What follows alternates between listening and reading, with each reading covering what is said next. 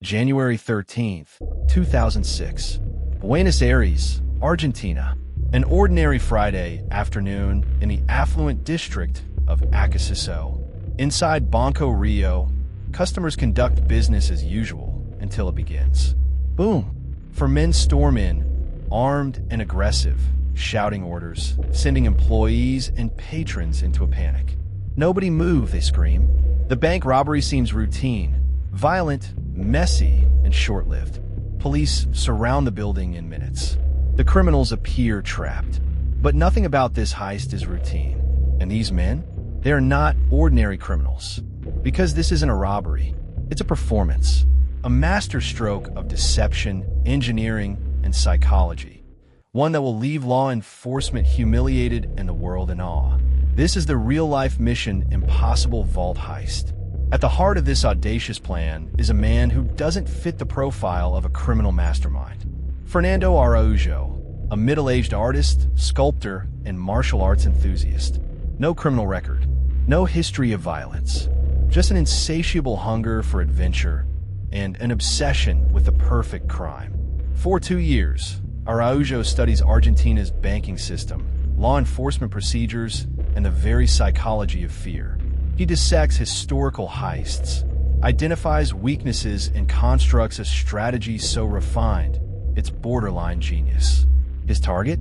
The Banco Rio branch. Wealthy clientele, a state-of-the-art vault, and just enough vulnerabilities to exploit. His method? A plan so unorthodox, so absurd that it has to work. Araujo forms a crew, handpicking only the best. There's Ruben de la Torre, career criminal, charismatic, with nerves of steel. Sebastián Garcia Bolster, the engineer. Precise, meticulous, a magician with tools.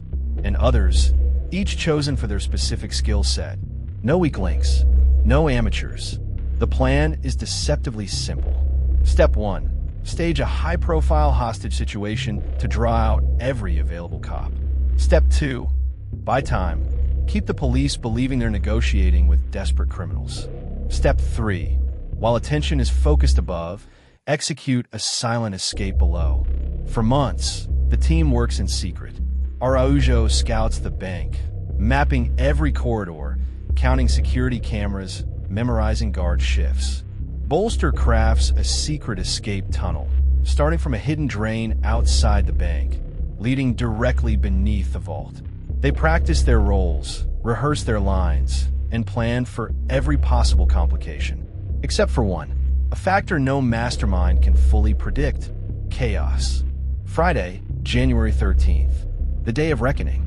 At 12:38 p.m., the team enters Banco Rio. Armed, masked, ruthless. They fire warning shots into the air. Customers scream. Employees freeze. The police arrive in minutes, swarming the perimeter, believing they have the robbers trapped. The negotiation begins. Outside, snipers position themselves. SWAT teams assemble. Helicopters circle overhead. Inside, the robbers play their parts perfectly, acting anxious, shouting demands, making threats. They ask for food. They ask for a getaway car. They demand safe passage. But here's the trick. They don't need an escape. They're already leaving. Beneath the vault, in total silence, Garcia Bolster has been working. He dismantles the steel-reinforced floor, piece by piece, methodically, quietly. Inside the bank, Araujo keeps the performance going, buying time. By 3:30 p.m., the real heist begins. They descend into the tunnel, one by one, each carrying bags stuffed with cash and valuables. They don't rush. They savor the moment. By 4:15 p.m., the last man vanishes underground. Above them, police officers stand ready, preparing for a final assault. But when they breach the building, nothing. The robbers are gone. Only hostages remain. Terrified, confused. On the wall, a message is spray-painted in red. In a rich man's world, the poor make the rules. The police are stunned. No alarms were triggered. No one saw them leave. No one heard them leave. They search the vault, emptied of millions in cash, gold, and jewelry. They inspect the bank and find a gaping hole in the floor, leading to a perfectly crafted escape tunnel. Following the tunnel, They reach a storm drain, leading to a getaway vehicle that has long since vanished. A perfect crime, a legendary heist. No suspects, no fingerprints, no evidence. The robbers have disappeared, or so it seemed, because someone somewhere is about to make a mistake. Months pass. The case grows cold. The world marvels at the genius of the Banco Rio heist.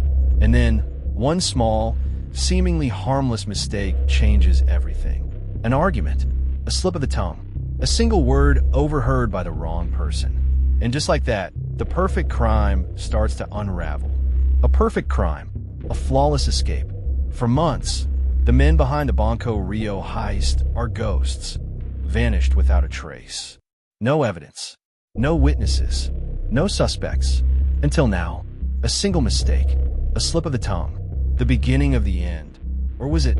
Because in this game, no one truly knows who is outplaying who. This isn't just a story of a crime. It's a story of control, deception, and betrayal. And in the world of masterminds, nothing is ever as it seems. 3 months after the heist, the case is cold. The police have nothing. The media has moved on. And then, in a small apartment in Buenos Aires, a heated argument shatters the silence. Araujo's right-hand man, Ruben Alatorre, is drunk. He's arguing with his wife. And in his frustration, he says one thing he shouldn't have. Something small. Something seemingly insignificant. Do you know what I did? Do you know how much money I have under my feet right now? His wife doesn't react. Not at first. But later that night, curiosity eats away at her. She remembers the heist, the whispers in the city, the rumors of the missing millions. And she does something that will change everything. She makes a phone call. Detectives receive an anonymous tip. A man, wealthy overnight, spending cash far too freely. They put him under surveillance. They listen. They watch. They wait. And then, another mistake. Alatorre withdraws a massive amount of cash.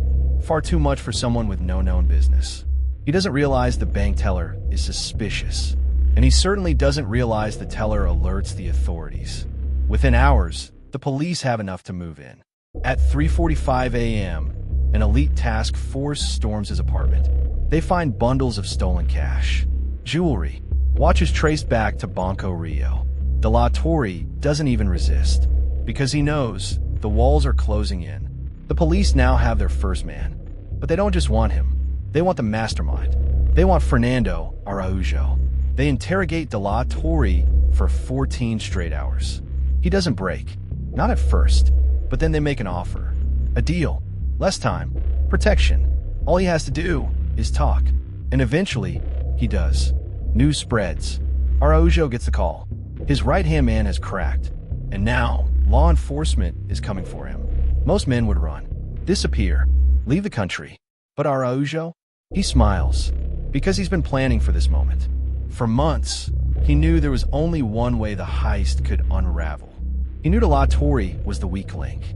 And so, he put a plan in place, one final trick, one last escape. Within hours, Buenos Aires is on high alert. Warrants are issued. Streets are watched. Airports monitored. But when police arrive at Araujo's known hideout, it's empty. No sign of a struggle. No trace of panic. Just a note, sitting neatly on a table. Handwritten. Precise. It reads, "You found the first thread. Pull it and see what unravels. But be careful. Some threads lead to nothing at all." A taunt. A warning. And a game. One final game that Araujo is daring them to play. Authorities dig deeper. They chase every lead. They track the stolen money, expecting it to lead them straight to Araujo. But here's the problem. The money has disappeared. Not spent. Not stored. Just gone. And then, the real bombshell drops. Alatorre's confession? It's useless. Because Araujo never told his crew where the real money was hidden. Only he knows. So now, the police are in a race against time. Can they catch a ghost? And even if they do, can they make him talk? Weeks pass. The hunt intensifies. And then, finally, a breakthrough. Araujo is spotted. Not at an airport. Not escaping across the border. But walking, alone, through a quiet Buenos Aires neighborhood. As if he wants to be seen. as if he planned for this moment. Undercover officers move in. They wait for the perfect moment, and just as he turns down an alleyway, they strike. A swift, clean arrest. After 2 years of planning, months of evasion, and the most flawless heist Argentina had ever seen, the mastermind is finally in custody. Or so they think, because as they drive him away, as he sits in the back of a police van with a calm, knowing smirk, he says one thing, softly, barely above a whisper. You really think this is over? The question isn't whether Araujo will escape.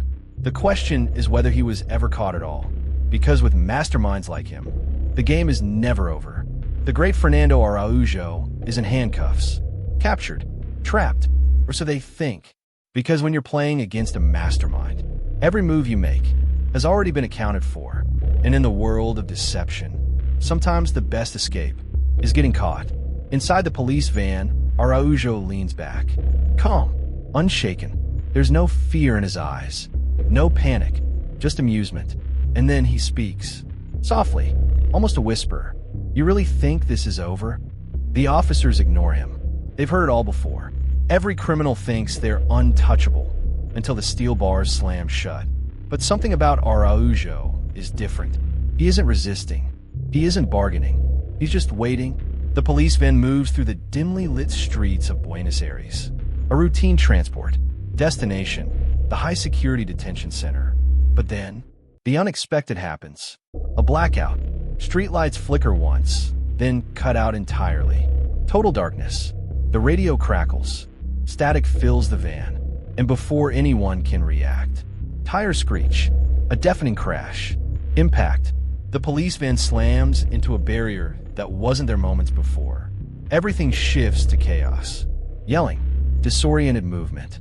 And in the confusion, Araujo vanishes. When the officers regain their senses, the scene is unbelievable. The back doors of the van, wide open, the cuffs that had been locked around Araujo's wrists, still intact, but now lying empty on the van floor. The officers scramble, calling for backup, but it's too late. Fernando Araujo, Argentina's greatest criminal mastermind, has disappeared, without a trace. Again, this wasn't a last-minute escape. This wasn't luck. This was a plan. Every move, every detail, orchestrated long before he ever set foot in that police van. Because Araujo wanted to be captured, it was never about the escape. It was about who was in the van with him. The next morning, Buenos Aires is in a frenzy. Headlines scream, Heist masterminds pulls off impossible escape. Police outsmarted again. But in the chaos, one detail is overlooked. A second high-profile criminal was being transported that night. A man known only to a few in law enforcement circles. A black market banker. The one man who knew where some of Argentina's deepest hidden fortunes lay. And now, he too is missing. For months, Araujo had been playing the long game. Not just planning a heist, not just escaping, but engineering a meeting with a man who held the keys to the next phase of his plan. And the only way to get to him? Go to prison, then escape. Araujo didn't just vanish that night. He left with something far more valuable than money. He left with knowledge. The lead detective in charge, Inspector Morales, watches the news unfold. And for the first time in his career, he feels it. The sinking realization. The chilling awareness. They weren't hunting Araujo. Araujo was hunting them. Weeks pass. Araujo is nowhere to be found. No sightings. No chatter. It's as if he simply ceased to exist. But then, a message arrives. A single envelope placed on Morales' desk. No fingerprints. No return address. Just a note. Handwritten. 6 simple words.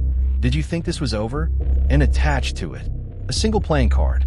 The Ace of Spades, the universal symbol of a final move. A checkmate, a game that's about to end on his terms. What is Araujo's final play? And is it truly an ending? Or just the beginning of something far bigger? Because in his world, the game is never over. A message, a playing card, a single question. Did you think this was over? For Inspector Morales, the answer is obvious.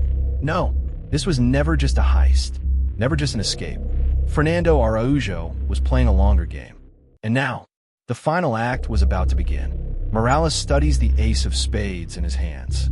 There's no fingerprint, no DNA, just ink, but something about the handwriting, subtly different from Araujo's usual flair. It's a message, a hidden clue, and then it clicks. The stroke of the letter D, and did you think this was over? A cipher, an old trick used by prison smugglers. Morales places the note under a UV light, and there it is. Invisible ink. One word appears beneath the question. Puerto. Puerto. A port. A gateway. A transit hub. A way out. Morales knows Araujo doesn't make mistakes. If he left this clue, it meant he wanted Morales to find it. But why? The detective has two choices. Ignore it and risk letting Araujo slip away forever, or follow the trail, straight into the trap.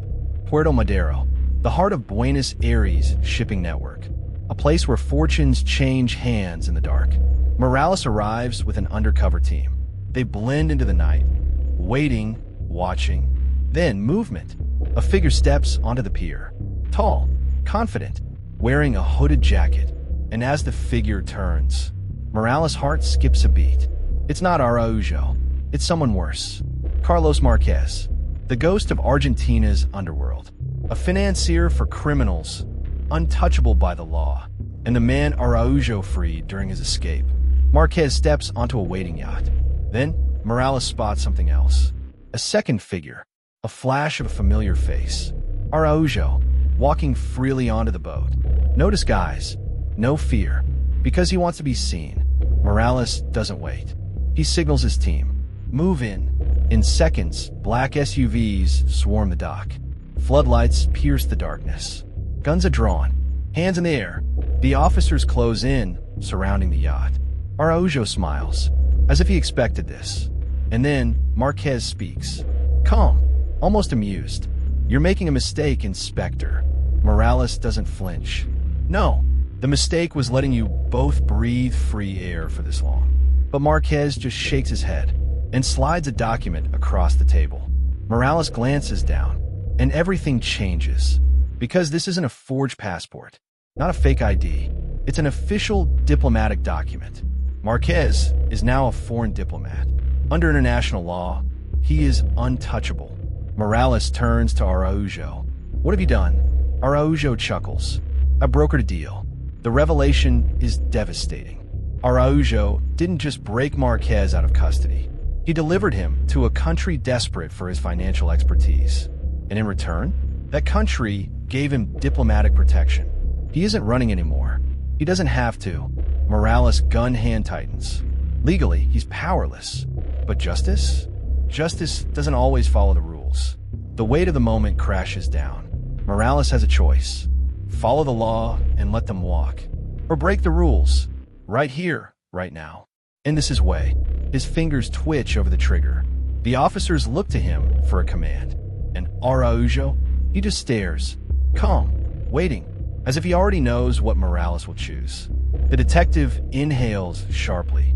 And then, a single gunshot shatters the silence. Did Morales pull the trigger? Or was it part of Araujo's final move all along? Because in this game of masterminds, the next move will change everything. The shot rang out across the docks. For a split second, nobody moved. Then, Araujo stumbled. A hand pressed against his shoulder. Blood seeped through his jacket. But his expression? Not pain, not panic. Something else. Something dangerous. A smile. Because this was exactly what he wanted. Morales' heart pounded. He hadn't fired. Neither had his officers. So who had? His eyes darted toward Marquez. The crime lord was still standing, unscathed. But his face, that was the giveaway. Because for the first time tonight, Marquez looked afraid. And then Morales saw it. The glint of a sniper scope perched atop a distant crane. A professional kill shot. But it wasn't meant for Araujo. It was meant for Marquez. Everything clicked at once. This wasn't an arrest. It was an assassination attempt. Somebody powerful wanted Marquez dead. And Araujo, he had played the game just long enough to flush them out. Morales spun toward him. Who did you betray? Araujo just laughed.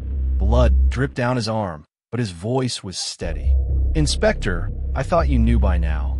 He stepped forward, just enough to let the sniper see his face. "I don't betray. I trade." A second shot exploded against the pavement. The officers dove for cover. The sniper wasn't finished. Marquez's men scrambled, drawing weapons. A standoff at the docks. One wrong move, and this turned into a bloodbath. But Morales wasn't focused on a chaos. He was focused on Araujo, because while everyone else was panicking, Araujo was moving, slipping through the confusion, toward the yacht, toward escape. Morales didn't think. He ran, across the docks, past gunfire and shouts. Araujo was 10 steps ahead. He leapt onto the yacht, grabbing the railing with one hand. Morales lunged and caught his wrist. A split second of tension. Two men, one moment, a choice. Araujo's eyes locked onto his. And then he let go. Araujo plunged backward, into the water. Morales watched as he disappeared beneath the waves. Seconds passed. Then bubbles. Movement. A diver's mask floating to the surface. And nothing else. The mastermind was gone. An hour later, the docks were locked down. But it didn't matter. Araujo had vanished. His blood was here. His mask was here. But his body? Nowhere. Morales knew what this meant. Araujo had planned for this. The sniper. The betrayal. Even getting shot. It was all part of the illusion. And now he was free. Hours later, Morales returned to headquarters. And there, waiting for him, was a letter. No name. No address. Just a playing card sealed inside. The Ace of Spades. With one final message scrawled beneath it. "See you soon." He was supposed to be gone. But Araujo's game wasn't over yet. Not even close. Because when a mastermind disappears, it only means they're planning their next move. Araujo was gone. Vanished beneath the waves. No body. No trace. Just a playing card. And a promise. "See you soon." But here's the thing about men like Araujo. They don't just disappear. They reappear. When you least expect it. And when they do, it's already too late. Morales wasn't a fool. Araujo was a step ahead. Always. So if this card was here, in his office, it wasn't just a message. It was a move. Something was happening. Right now. Out there. And he was already behind. At that very moment, halfway across the city, inside Banco de Seguridad Privada, the alarms failed. Not triggered. Not disabled. Just stopped. Like they had never existed. And in the silence, 5 figures moved through the darkness. Each one precise. Efficient. They weren't here for cash. They weren't here for gold. They were here for one box. Vault number 107. Araujo's last, unfinished play. "Agent. Inspector. We have a breach at Banco de Seguridad. Multiple hostiles. No signs of forced entry." Morales, how long ago? "Agent, 7 minutes." 7 minutes. A lifetime and a heist. He was already too late. Inside was no money. No jewels. Just one item. A USB drive. The woman lifted it, slipped it into a reinforced case, then turned to the others. One nod, and just like that, they were gone. No alarms. No explosions. No messy getaways. Just silence. Like they had never been there at all. This wasn't just a heist. This was a ghost job. The kind only one man could orchestrate. Araujo. No prints. No clues. Just a gaping hole where vault number 107 used to be. And the sinking feeling in Morales' gut that he just lost. Again. But this time, it wasn't just money. It was something worse. Because whatever was on that drive, Araujo had just won it back. And that meant only one thing. This game was about to get deadly. This was never about cash. Never about jewels. It was about leverage. Power. The kind of power that sits inside a USB drive. Unknown man. Is it secure? Araujo. Smirking see for yourself. Unknown man. You always deliver, don't you? Araujo. I like to think of it as good business. This was his exit. The last job. The one that let him disappear forever. Or so they thought. Because Araujo wasn't leaving. Not yet. Not until he played his final move.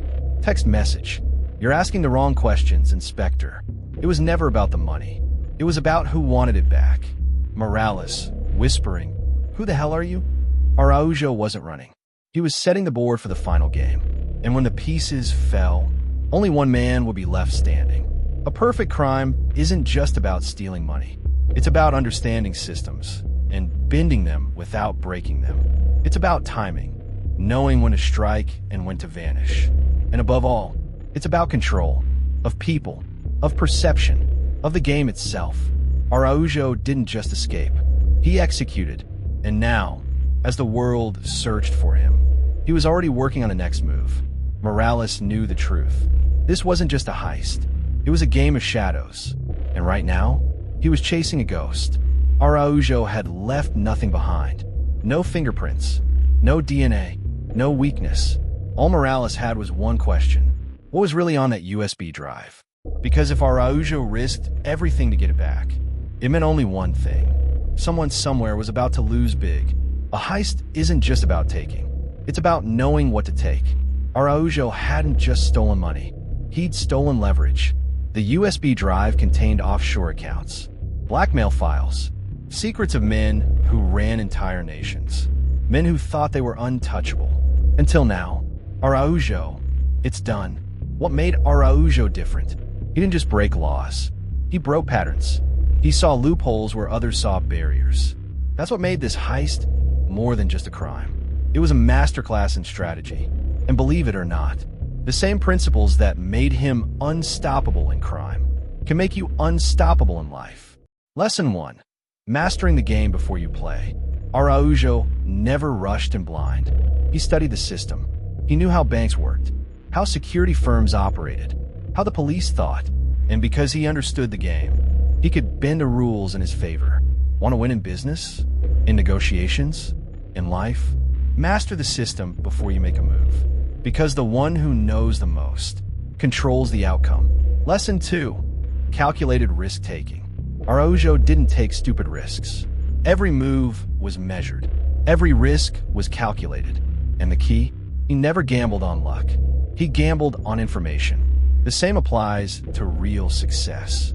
The best investors, entrepreneurs, and negotiators don't just guess. They take strategic risks with facts on their side.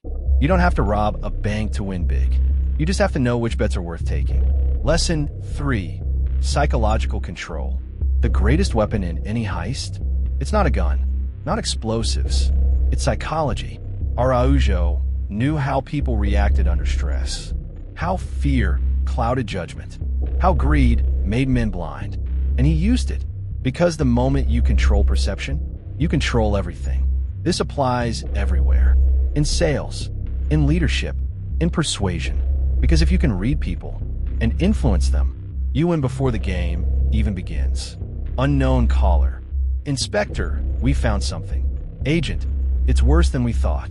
And just like that, the real target of the heist was revealed. Not a bank, not money, but powerful men who had just been exposed. And Araujo, he wasn't running anymore. He was about to make his biggest play yet. Araujo wasn't just a thief. He was a strategist, a tactician, a man who understood the power of knowledge. And in the end, that's what made him unstoppable. What do you think? Did Araujo outplay them all? Or was there still one final twist? Drop your thoughts in the comments. And if you love unraveling the genius behind perfect crimes, subscribe to the Mastermind Files. We dive deep into strategy, psychology, and the minds of history's greatest criminal masterminds. So don't miss the next episode. Subscribe now, hit the notification bell, and join us as we uncover the ultimate game of deception. The Mastermind Files: True Crime, unraveling the genius behind history's greatest crimes.